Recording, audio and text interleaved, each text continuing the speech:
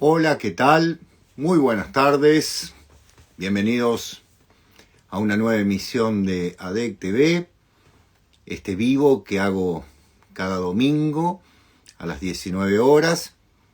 Debo aclarar que el domingo pasado no estuve porque fui invitado por un queridísimo amigo, un suscriptor de este canal, al Teatro Colón a ver la versión de Otelo de Verdi que se dio en el Teatro Colón, y la verdad que fue maravilloso y era en este horario. Así que estaba desde las 5 de la tarde en el Colón y me era imposible hacerlo. Pero bueno, acá estamos nuevamente para compartir un poco de literatura, un poco de lectura, con muchas ganas, con mucho frío, ¿sí? Notarán, tengo doble pullover, está muy frío, sobre todo esta zona de la casa es cálida por los libros, pero fría por el clima que estamos viviendo. Bueno, más allá de todo este preámbulo, lo importante que quiero conversar hoy. Hay un género de la literatura que puede parecer muy fácil por su brevedad. Puede parecer que todos estamos aptos para escribirlo y seguramente no lo haremos tan mal si el tiempo, la tarea o, por decirlo así, la buena voluntad de saber corregir y saber releer nos lleva a tener cierta dignidad. Pero en realidad es un género muy difícil, porque lo breve no necesariamente es simple, requiere de pulido. Y sin embargo es el género que yo diría, y alguno me podrá, por supuesto, responder lo opuesto, que es el género representativo de nuestra literatura, de la literatura argentina. Me estoy refiriendo al cuento, ¿no? Grandes cuentistas en la historia argentina. Hasta podríamos discutir si la literatura argentina surge de alguna manera específicamente desde ese falso cuento que es El Matadero de Esteban Echeverría. También podemos discutir si es en ese momento, porque en realidad hubo escritores antes, ¿no? No solo en el periodo de la independencia, sino en el periodo hispánico de nuestro país. Pero bueno, la presencia del texto breve en la Argentina es muy, muy importante. Solamente con nombrar desde Eduardo Holmberg, grandes cuentistas que hemos tenido, sumemos al nacido en Uruguay Horacio Quiroga, que tal vez nos los tiraremos entre argentinos y uruguayos, tironearemos para tenerlo. A él no tiraremos, tironearemos para tenerlo. Y bien a don Leopoldo Lugones, con los cuentos fatales, ¿no es cierto?, con las fuerzas extrañas, con grandes cuentos, para luego llegar a los grandes cuentistas del siglo XX, sin que ellos ya hayan sido menores, como Borges, Cortázar, el mismo Adolfo Bioy Casares, Silvina Ocampo, y llegar a nuestros días con una Samantha Schweblin, por ejemplo, que han trabajado el cuento de manera exquisita. Amén de otros, ¿no? Abelardo Castillo, Amalia Jamilis, Patricia Hecker, etcétera, etcétera, etcétera. Fernando Sorrentino, grandes escritores del cuento. Hoy justamente voy a hablar de un libro de cuentos que acaba de salir y que realmente es de un valor notable, ¿no? Es un valor notable por varias características. La primera y principal, de quién estamos hablando.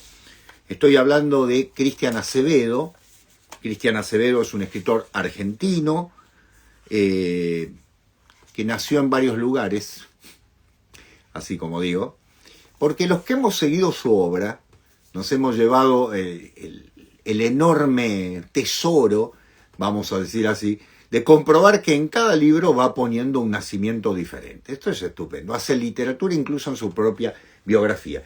Y si nombro a Cristian Acevedo, tengo que nombrar a su gran novela y bestseller, Matilde debe morir. Seguramente la conocen. Si no la han leído, ya vayan a ella. La Ley Primera, que es una novela en el libro que hicimos con Diego y con la condesa Radomski sobre cine y literatura, lo trabajé.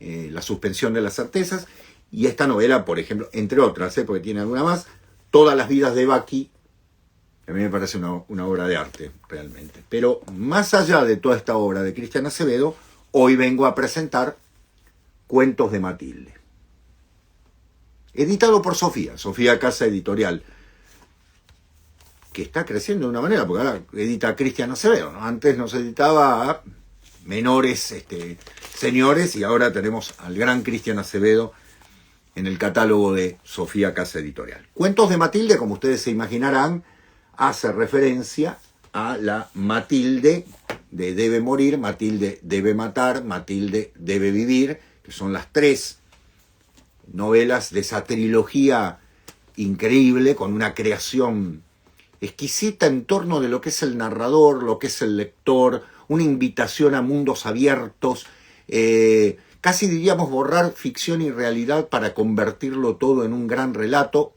maravilloso. Pero hoy me voy a centrar en Cuentos de Matilde. Hermosa tapa, por otra parte, ¿no? Un tanto sepiada, diríamos, en otra época. Este libro contiene un conjunto de cuentos, son 2, 4, 6, 8 cuentos, pero con una trampa.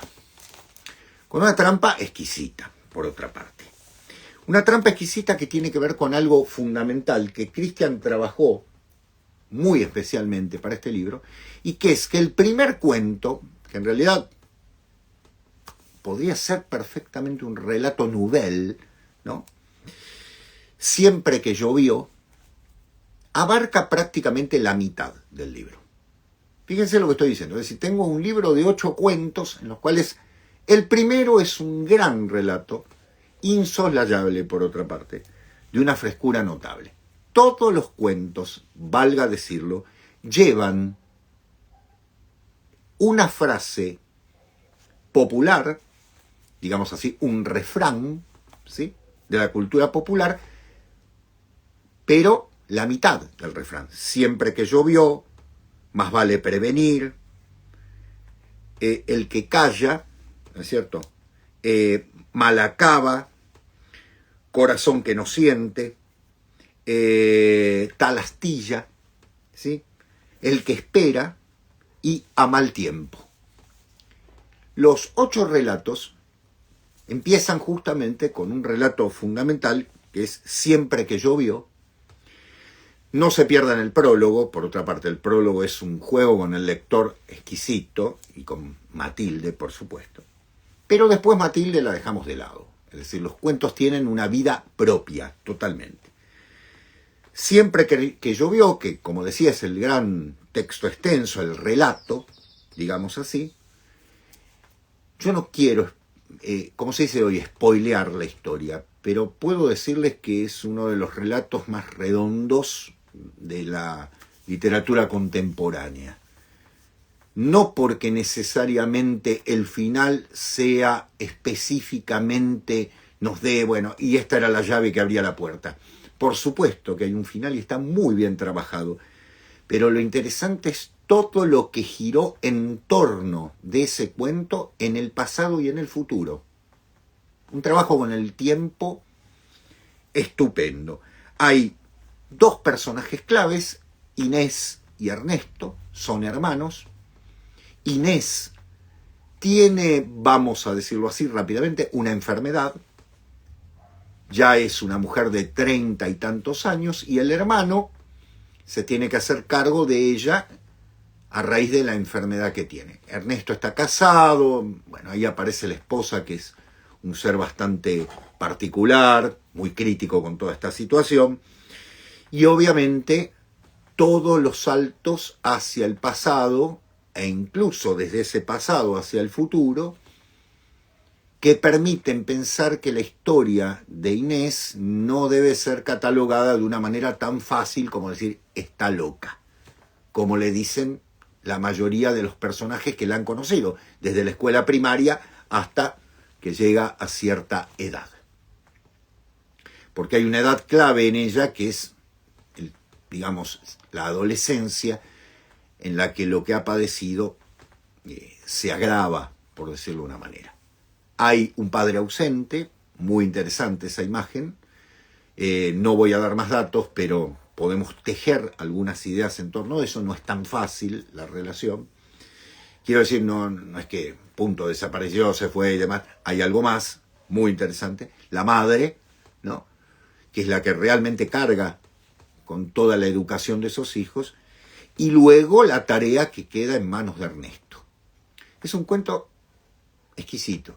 Y la frase siempre que llovió no está de más, porque la lluvia es un elemento, es un factor, no solo atmosférico, es un factor en el cuento notable, casi diríamos un símbolo, ¿no?, en ese sentido. Paro aquí porque luego lo voy a decir en líneas generales, pero el estilo de Cristian es de una exquisitez notable. Los diálogos y los diálogos no dichos también, o digamos así, los diálogos reseñados son referidos, son maravillosos. Luego tenemos una serie de cuentos cortos, cuentos de 2, 3, 4, 5 páginas, ¿no? Más vale prevenir, en el que tenemos una relación, yo tengo mis apuntes, ¿no?, por supuesto, lo he leído la semana pasada, pero no quiero perder el hilo, ¿no?, de todo esto. Una relación madre-hijo que sí tiene una carga notable. El hijo Alejandro vive con la madre y, puedo decirlo, vive atado a la madre, atado por el cordón umbilical. ¿Algo más tengo que decir? No. Sigan la historia porque es realmente simbólica y metafórica de miles de relaciones entre madre e hijo, ¿no? Pensemos todo, desde la tradición psicoanalítica hasta entrar en la tradición mítica, ¿no? El que calla. Bueno, de los cuentos cortos van a ver que es difícil señalar uno como el mejor, porque son todos muy buenos, pero para mí aquí hay una joyita. Hay una joyita porque me encuentro con 3 amigos que están pasando una noche de alcohol, drogas, vamos a decir así, tabaco, de manera descontrolada, y en medio de ese descontrol que significa haber estado medio perdida la conciencia y demás, uno de ellos abre su conciencia. Abre su conciencia con una acción del pasado que le ha grabado la vida, también en una relación con la madre, fundamental. Es un cuento redondo, perfecto, con un tema muy, muy duro, y que está narrado como ¿cómo decirlo?, lo narcotizado de la escena, lo alcoholizado de la escena, hace que los personajes están hablando realmente algo profundo y se dan cuenta y llegan a la... Bueno, uno de ellos es fundamental, Diego, que va a ser el que relate todo esto.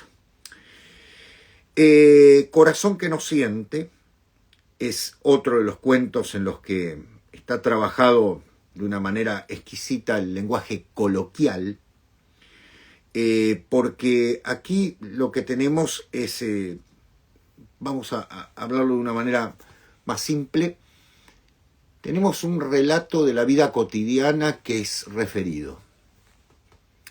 Y que al ser referido justamente uno hace el enorme esfuerzo de dejarse llevar por eso. Es decir, Cristian logra atraparnos, el narrador logra atraparnos en un relato referido que termina siendo ¿qué es lo que verdaderamente vemos? ¿Cuál es la realidad de todo lo que vemos, ¿no? ¿Cuál es esa instancia en la que nos encontramos creyendo que la realidad es tal o cual? Discúlpeme un segundito. Porque estoy haciendo malabares con mi vista y no quiero que sea así, ¿no? Porque, a ver, para tener en cuenta lo que estamos diciendo, ¿basta con ser percibido para existir? Bueno, dejo la pregunta.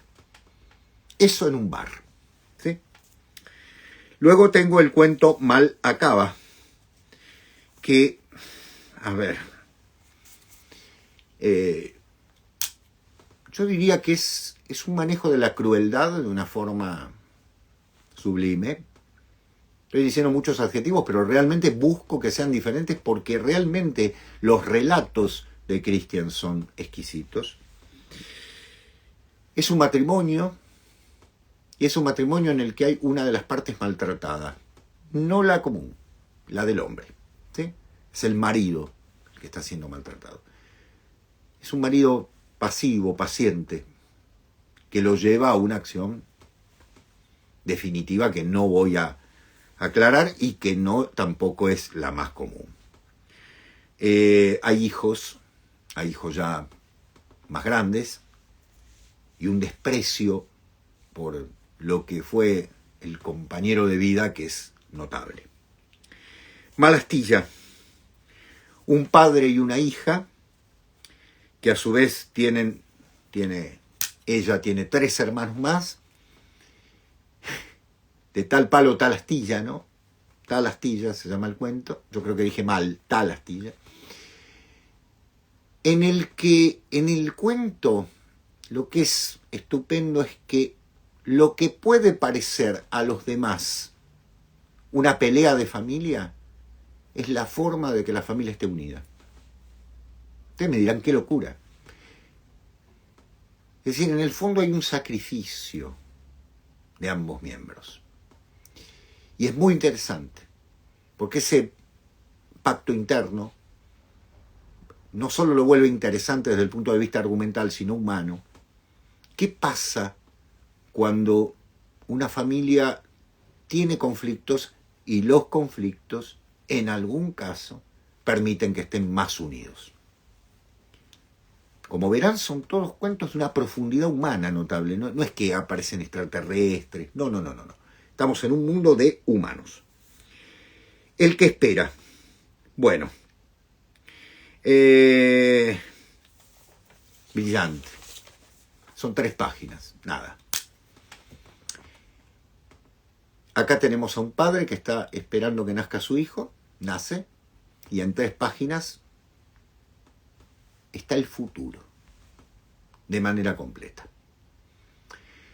En algún sentido me hace recordar la idea de que en un minuto uno ve toda su vida, ¿no? Y en este caso está el nacimiento del hijo.